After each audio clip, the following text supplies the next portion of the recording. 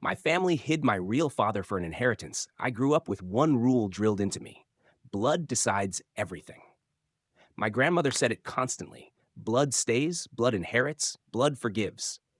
Anyone who married into the family was temporary, no matter how long they stayed. When she died, the house felt lighter, like it could finally breathe. A week later, we gathered in her living room to hear the will. No lawyers, no formality, just family sitting too close together on couches that had seen decades of secrets.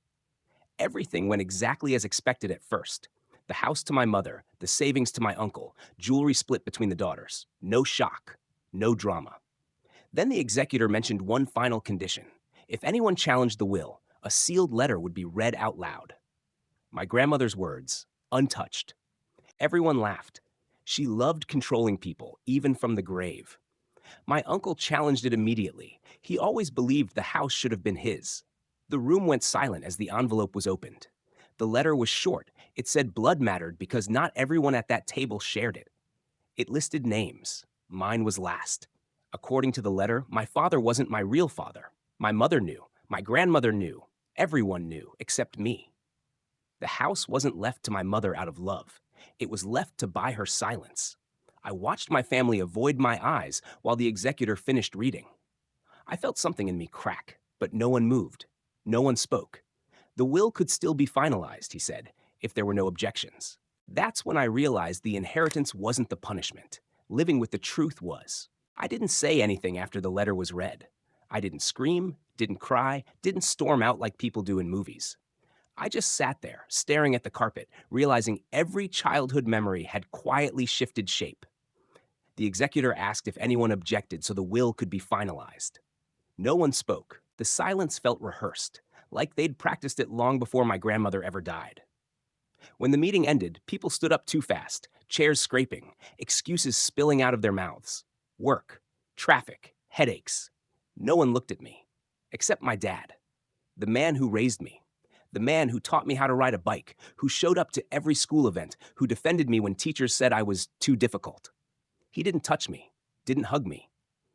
He just nodded once and walked out the front door without saying a word. That hurt more than the letter. I went home with my mother. The drive was quiet until I asked the question that had been clawing at my throat. How long? She gripped the steering wheel harder.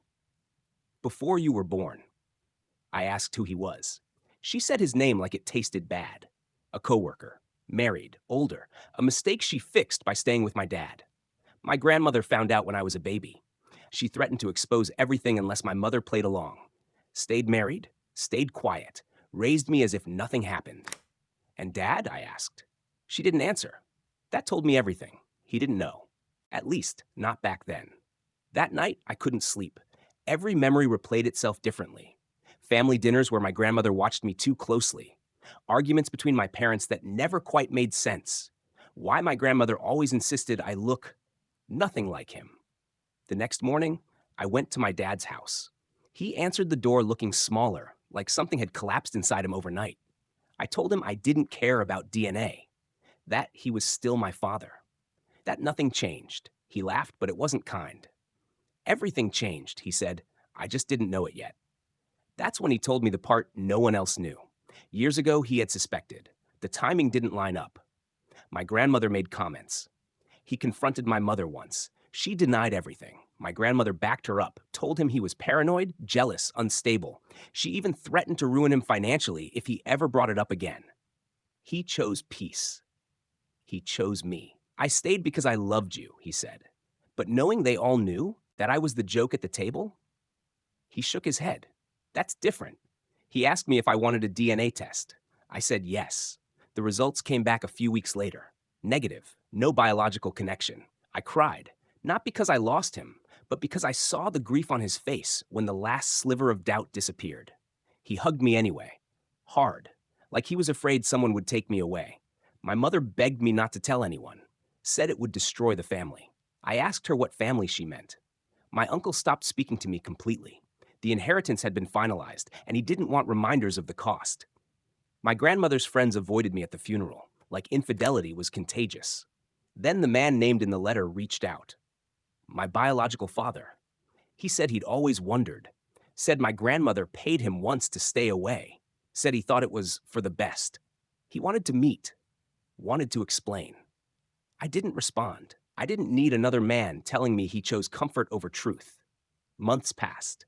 My parents divorced quietly. No drama, just paperwork and exhaustion. My dad moved into a smaller place. I helped him pack. We didn't talk about blood anymore. One afternoon, while sorting through boxes, I found an envelope, my grandmother's handwriting, my name on it. Inside was a letter dated years before her death. She wrote that she never loved me, that I was proof of weakness, that keeping me close was never about family, it was about control. She wrote that secrets rot people from the inside, and that one day I would understand how much power silence has. At the bottom, she wrote one last line. If you're reading this, it means I won. I burned the letter in my sink. I didn't challenge the will. I didn't take the house. I didn't take a cent of her money. My mother kept it, and with it, the guilt she bought years ago.